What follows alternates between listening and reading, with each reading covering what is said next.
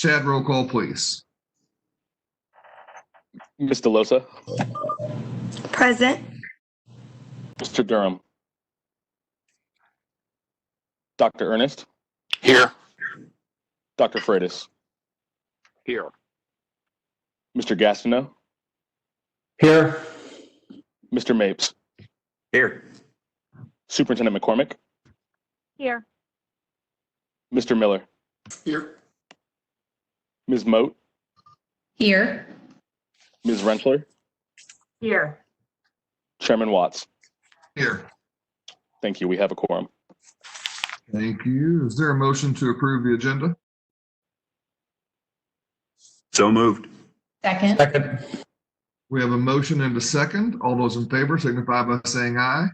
Aye. Aye. Aye. Opposed? The agenda is approved. Moving on to statement of the chair. I do want to recognize our very own Kristen Rensler. We said before that she was a finalist for the McGregor Teacher of the Year Award. And she learned last month that she won that award. So Kristen, congratulations to you. We're certainly proud of you. We know that Willow County is as well. And also we have, during the General Assembly last session, they passed a law that required Governor Holcomb's next appointee to the board to be a person with special education experience, either as a teacher or a director. And today we want to welcome our new board member, Erica DeLosa. Erica was the director of special education for 21st Century Charter School at Gary and Gary Middle College East and West. So Erica, welcome. If you have a few comments, you are certainly welcome to make them. We just want to welcome you to the board. Well, thank you. I appreciate everyone being so welcoming and contacting me, making me feel a part of the board already. So I'm very excited about working with such an experienced and passionate group of people, and I look forward to our work together. Thank you very much. And I feel like we would be remiss if we did not mention Tony Walker this morning. Erica's appointment fills a seat that Tony previously held. Tony served this board for many years and served it well, and I consider him one of my best friends.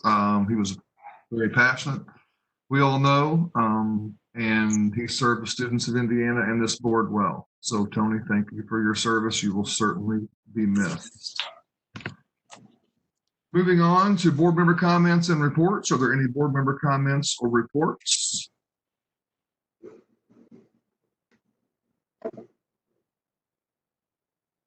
Seeing none, we will go to the consent agenda. Is there a motion to approve the consent agenda?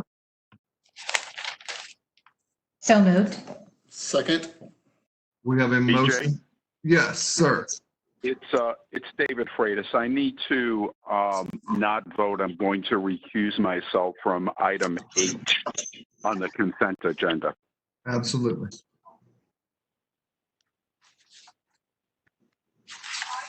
So we have a motion and a second. Dr. Freitas is recusing himself from item H. All those in favor of approval of the consent agenda signify by saying aye. Aye. Aye. Aye. Those opposed? Consent agenda is approved. Moving on to new business. SBOE Special Education Advisor. Good morning. This is Brian Murphy. Proud to introduce Daniel McNulty as the recommended State Board Special Education Advisor. The new legislation passed last session had us consult with iCase and the ARC, two special education advocacy groups. They both agreed that Daniel would be the person for the job. So, Brian, hold on 1 second. I have an echo. I'm not sure if anyone else does. I would just remind us all that if you are not speaking, if you could mute your line. Am I the only one getting feedback or no? Okay, I see heads nodding. We're all getting feedback. So if you could mute your line, if you are not. We're getting feedback on our end.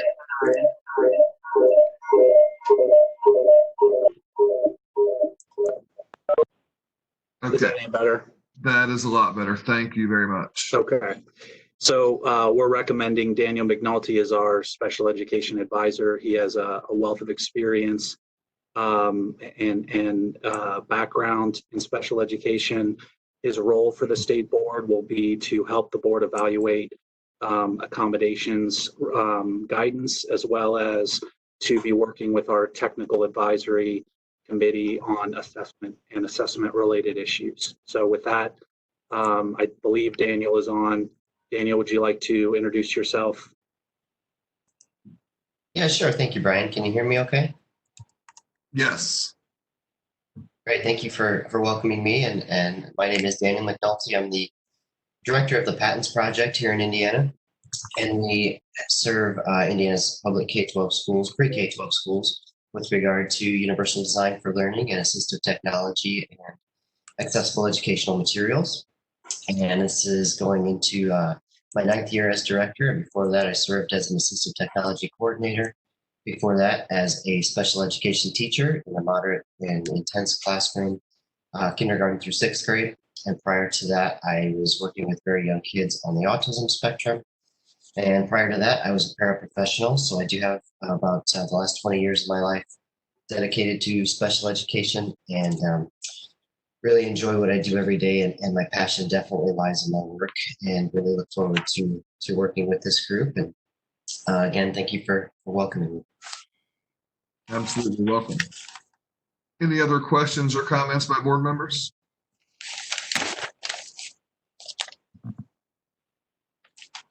Seeing none, Brian, does this require action on our end? Yes, a roll call. Okay. Any questions by board members? Seeing none, is there a motion to approve? Move to approve Daniel McNulty as our SBOE Special Education Advisor. Second. Okay, we have a motion and a second. Roll call, please. Ms. DeLosa, Yes. Dr. Ernest, Aye. Dr. Freitas, Aye. Mr. Gastineau, Yes. Mr. Mapes, Yes. Superintendent McCormick, Yes. Mr. Miller, Aye. Ms. Moat, Yes. Ms. Rentschler, Yes. Chairman Watts. Yes. Motion is approved. Thank you very much and welcome. Moving on to new business, action item B, teacher preparation. Good morning, members of the board and Superintendent McCormick. The Indiana Department of Education is very pleased to share the results of 5 recent Council for the Accreditation of Educator Preparation, or CAPE, national accreditation decisions, thereby granting national recognition status to 5 of our Indiana educator preparation programs. Those include the American College of Education, Butler University, Indiana State University, Indiana University, Purdue University, Columbus, and Indiana University, South Bend. Each educator preparation program underwent a rigorous on-site review with team members from both the Cape and Indiana participating, as well as a national or state review for each of the individual programs that lead to Indiana licensure. So as a result, we are requesting the state board recognize their achievement and likewise grant continued state recognition status for each of the programs. And we have invited representatives from each institution to join us, and they are available for any questions from the board. So I will start with the American College of Education. The American College of Education was granted continued national accreditation at the initial licensure level and advanced level. And therefore, we recommend the state board vote to continue state recognition for the American College of Education. Are there questions by board members? Move to approve. Second.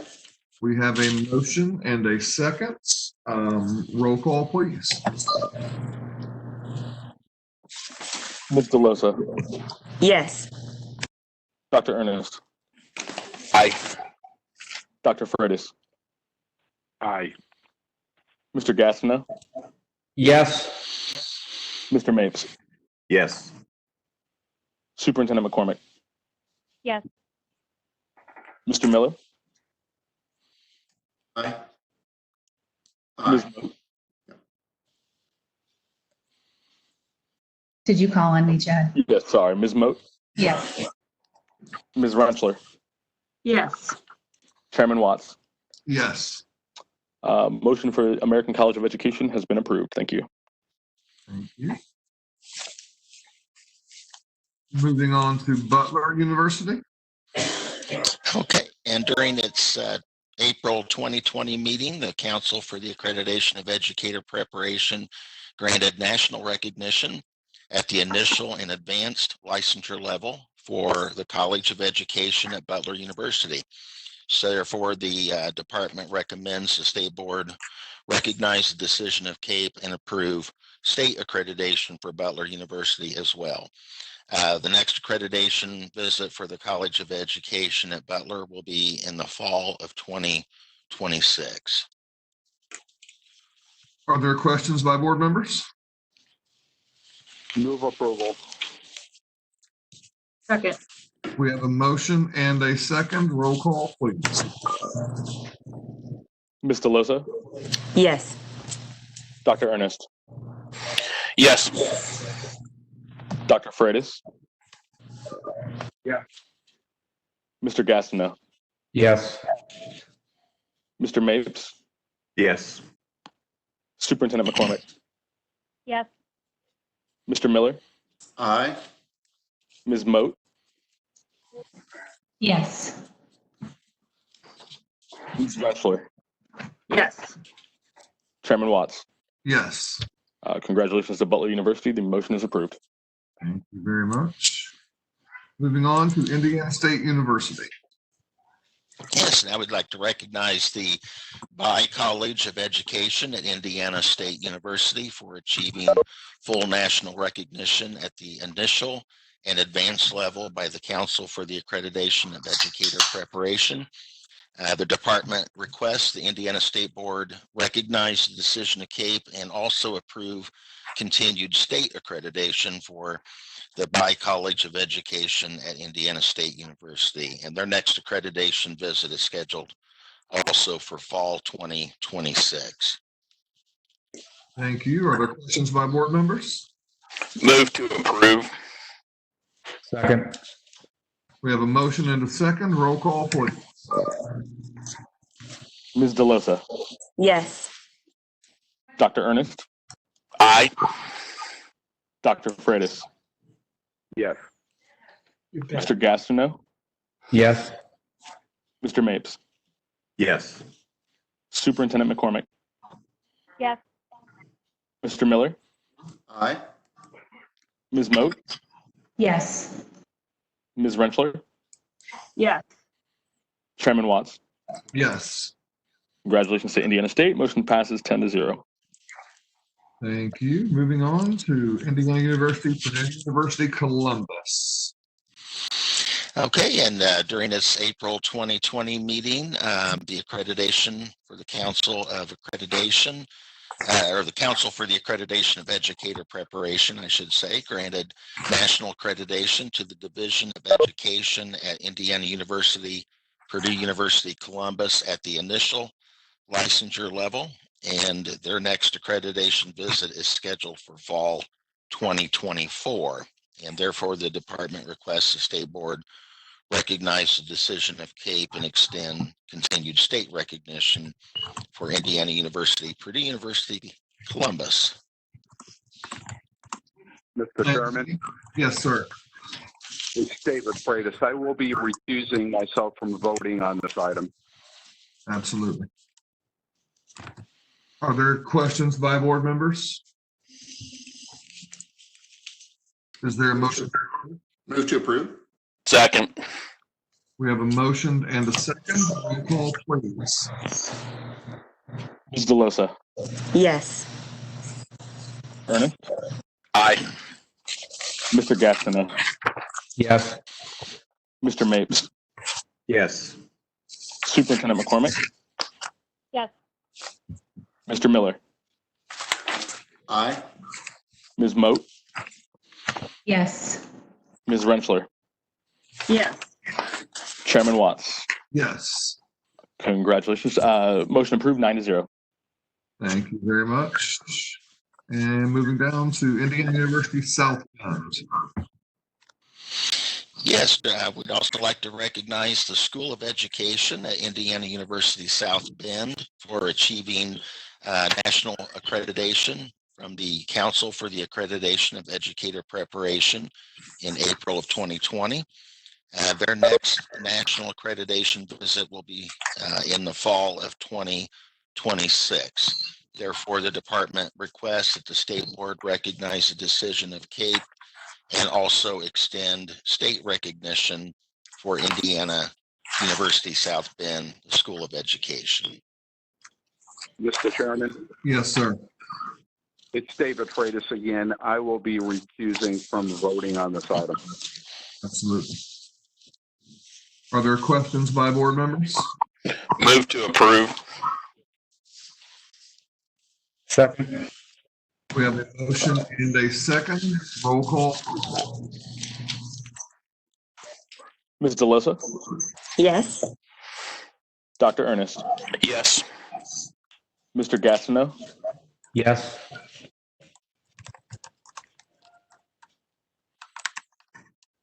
Mr. Gastineau, Yes. thank you. Mr. Mapes, Yes. Superintendent McCormick, Yes. Mr. Miller, Aye. Ms. Moat, Yes. Ms. Rentschler, Yes. Mr. Watts. Yes. Motion is approved 9-0. Thank you very much. Thank you. Thank you. Moving on to new business, action item C, Choice Scholarship Waiver Trinity Christian School.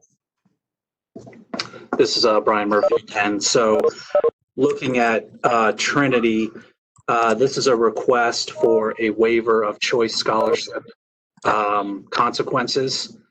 And Trinity is a K-12 school in Indianapolis, Indiana. Because of receiving a combination of F's and D's, by the law, I believe in this case D's, they can no longer accept new choice scholarship students unless by law the state board grants a waiver. The criteria for the waiver is whether there's been a majority improvement academically in their students from prior year.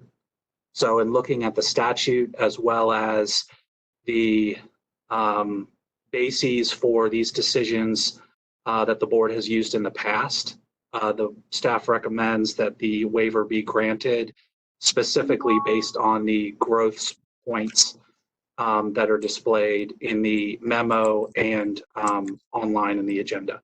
And we also have Mr. Carroll here from Trinity if there's any questions. Are there questions by board members?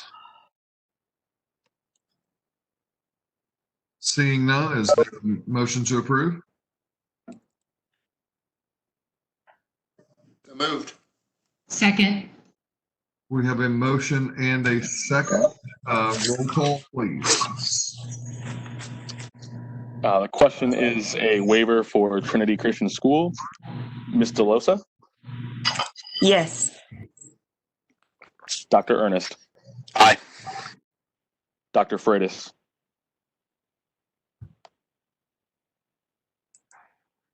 Dr. Freitas, Yes. Mr. Gastineau. Oh, thank you, sir. Mr. Gastineau, Yes. Mr. Mapes, Yes. Superintendent McCormick, No. Mr. Miller, Aye. Ms. Moat, Yes. Ms. Rentschler, Yes. Chairman Watts. Yes. The waiver has been granted by a vote of 9-1. Thank you very much. Moving on to new business, action item D, 2020-2021 high school assessments. Good morning. Good morning. The memo that is before you for a vote this morning articulates that we have 2 upcoming I-STEP retest windows scheduled for the 2020-2021 school year. We are proposing to use the spring window specifically to assess the full cohort of students as required by guidance from USED. In the consent agenda, you did approve those 2 windows for the upcoming school year, but this memo just further clarifies the intent and purpose of that spring window. Absolutely. Are there any questions by board members? Seeing none, is there a motion? Moved. We have a motion. Could we have a second? Second. Okay, we have a motion and a second. Roll call, please. Ms. DeLosa, Yes.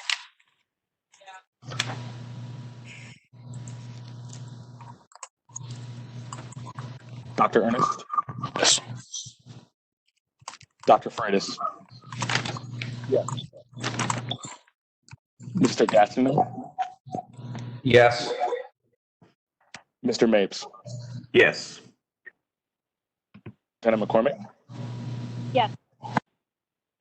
Mr. Miller, Aye. Ms. Moat, Yes.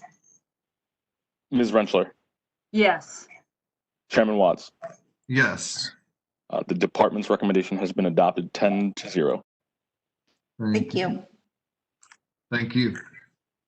Moving on to new business, action item E, optional 2020-2021 iRead free fall administration.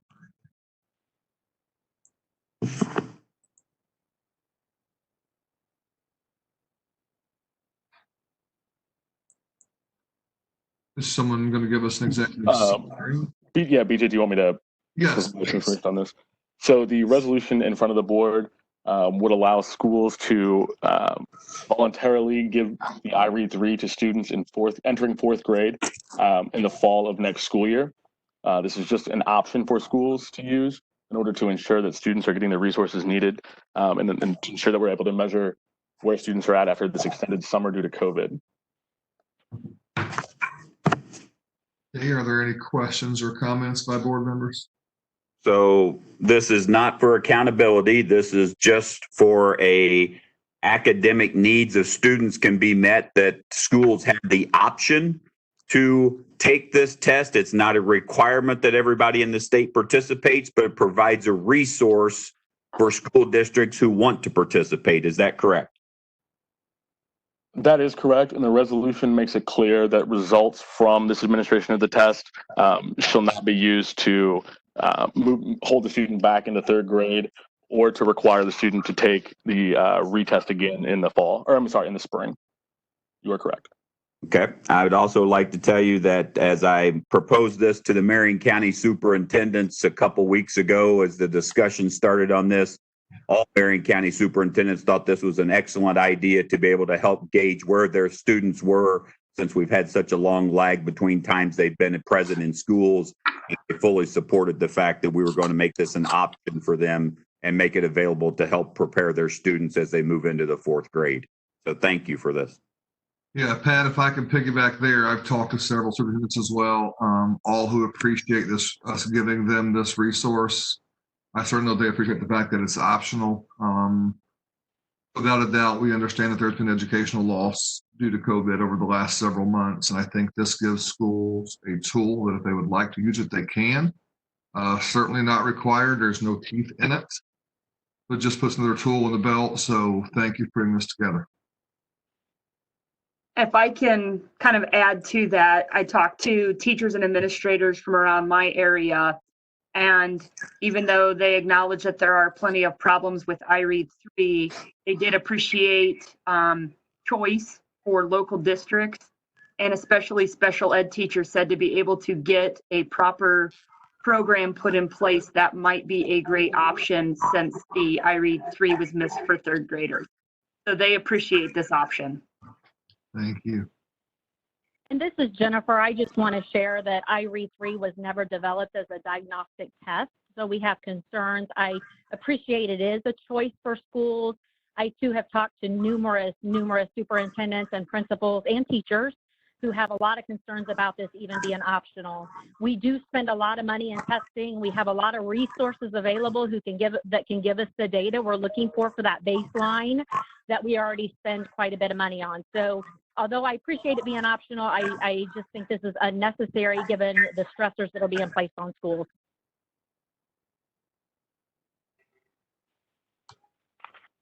Mr. Chairman, Yes, sir. it's David Freitas. I like this resolution because it gives local school districts the option. And I've always been a proponent of local control. Absolutely. And schools that have some interest in doing this, we are providing that encouragement. And those who are unwilling to do it for whatever reason, it's really up to them. Then it gives them the option to not participate. So I see this as an ideal resolution. Thank you. I move to approve the resolution. Second. We have a motion and a second. Any other discussion? Roll call, please. Ms. DeLosa, Yes. Dr. Ernest, Yes. Dr. Freitas, Yes. Mr. Gastineau, Yes. Mr. Mapes.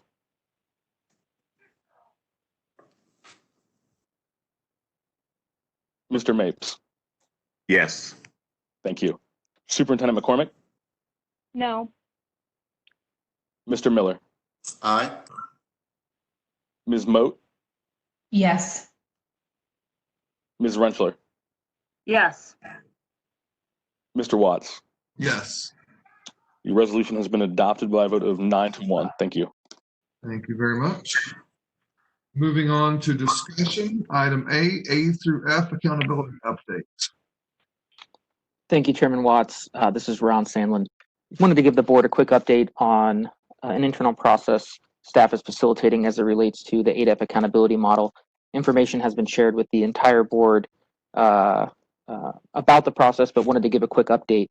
The purpose of this process, which involves stakeholder conversations, is to establish really a foundational framework informed by that stakeholder input that the board will rely upon or may rely upon when crafting the next iteration of Indiana's accountability rule. I think it's incredibly important that not only the board knows, but the general public knows that this does not replace the formal rulemaking process. Any changes to the accountability rule will ultimately go through the rulemaking process, which includes additional public meetings, stakeholder input, and continued iteration. However, this process is meant to go above and beyond that and to ensure that the initial draft rule that is included in that process is informed deeply by key educational stakeholders.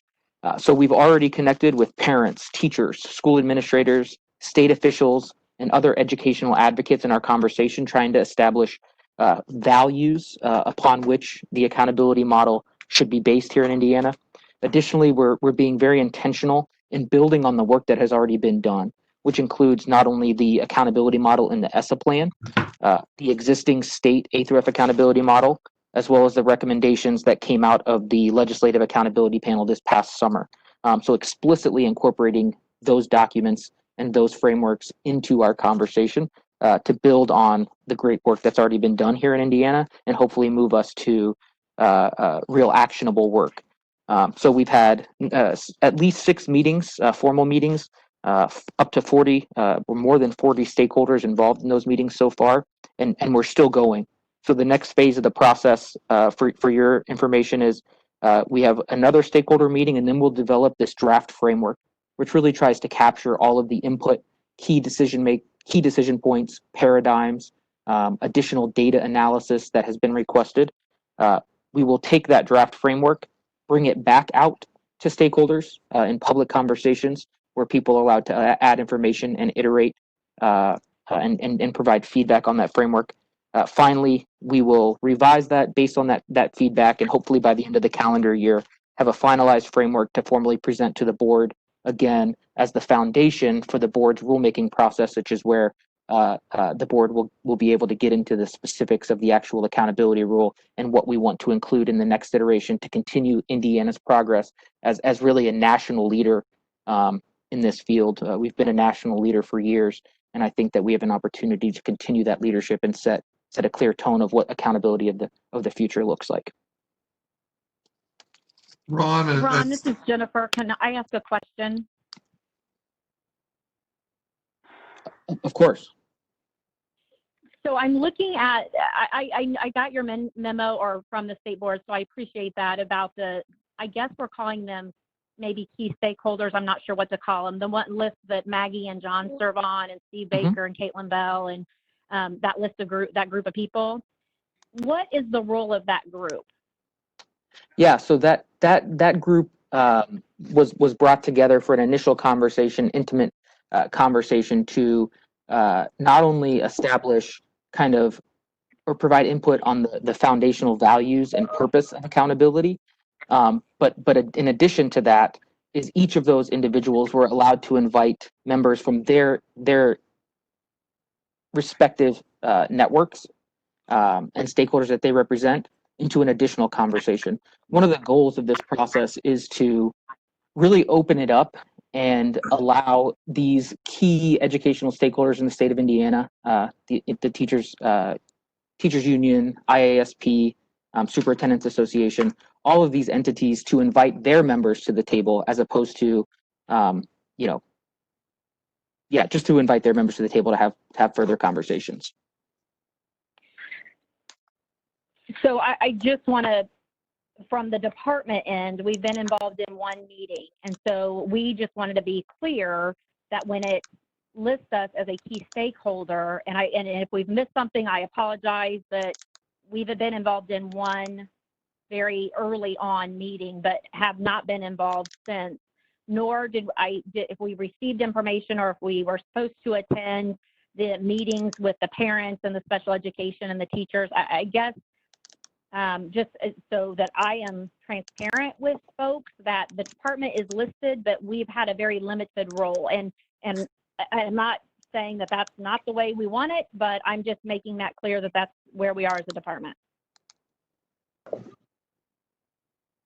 Ron, could you, as someone who's sitting on a couple of these meetings, one, I certainly appreciate the folks that you've brought to the table.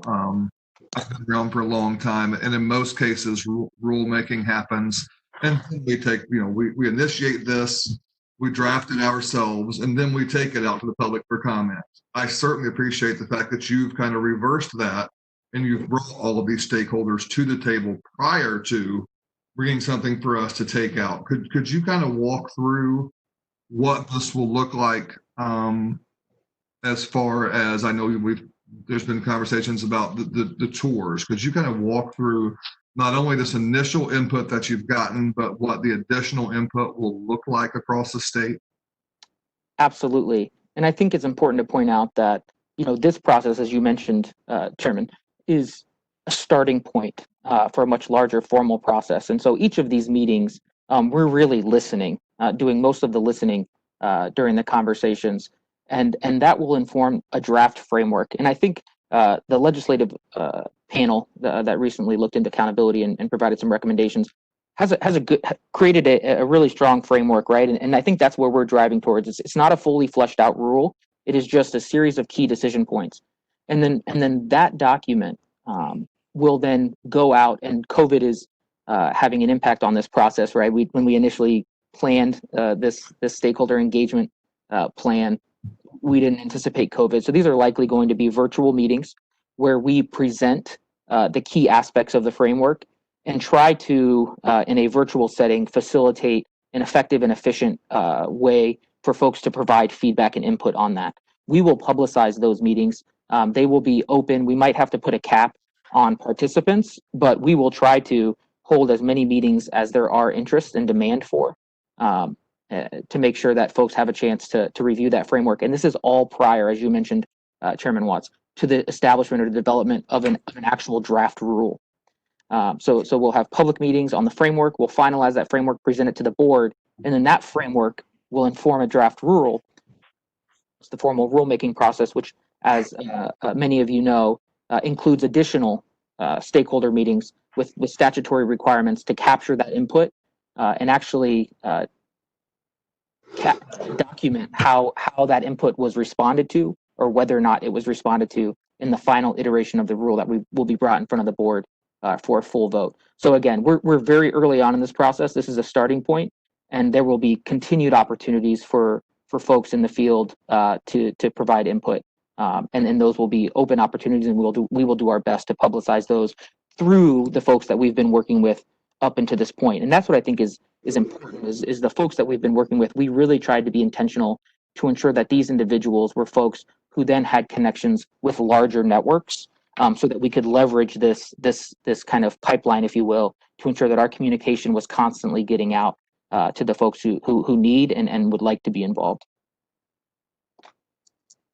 I've certainly, Ron, I do want to tell you that having sat in on those calls, and again, I think your point is the fact that we listen is probably the best one made. I think the calls I'm on are an hour and a half or 2 hours, and I think I made one comment. And I know that the principals and the folks on those calls certainly appreciate being heard. So I do want to certainly recognize you for running and facilitating the most inclusive and transparent process that I think I've seen here. I certainly appreciate getting all of this stakeholder input on the front end of this. And I think that will be really, really valuable as far as buy-in as we move forward. Appreciate that. Thank you. And I just, meetings that were, I'm sorry. On the meetings that were the 23rd of June, the 24th, the 25th, the separate meetings that went to actually today, how were those folks selected? Because as I'm looking, it says parents and then it says non-pub choice. Were public school parents then communicated to as well, or were they just, how was that done? Not just that one, but I like all 5 meetings. Yeah. How were the participants selected? Absolutely. And so this was kind of one of the key features of the design in selecting that initial group of folks who had networks within education throughout the state. Is each of the members of those stakeholder calls, if you will, were selected by the representative from the initial conversation.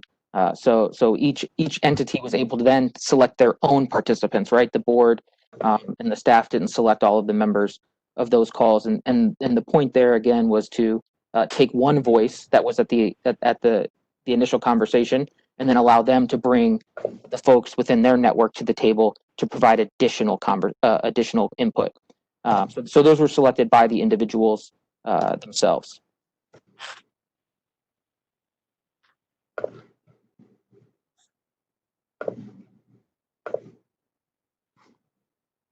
And this is Brian. I just wanted to add that an invite did go out to all members on the board. So obviously it's more of a divide and conquer. So again, we appreciate the board members that were involved, and we'll continue to have that as we continue forward with this process.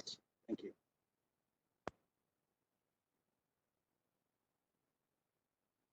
Any other questions or comments by board members?